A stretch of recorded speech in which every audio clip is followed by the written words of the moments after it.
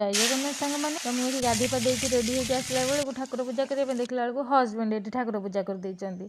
तो जहा हो केते भल हजबैंड मु पाइछि जे कि मते बहुत काम रे साहाय्य करूछंदी।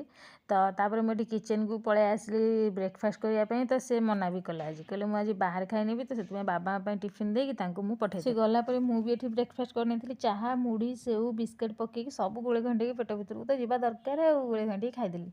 तापर एबे मु किचन को पळे आसली लंच प्रिपरेशन पे लंच रे हमर हेतिला बंधाकोबी तरकारी साग बैगण छणा आउ डाली हेतिला। तो देख हजबैंड को फेवरेट हेतिला टमाटो और रसुण भजा।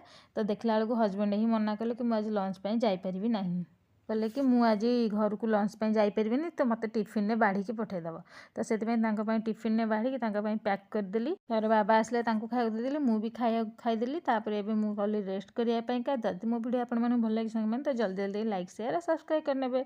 नेक्स्ट वीडियो देखा हबो रहउची जय जय।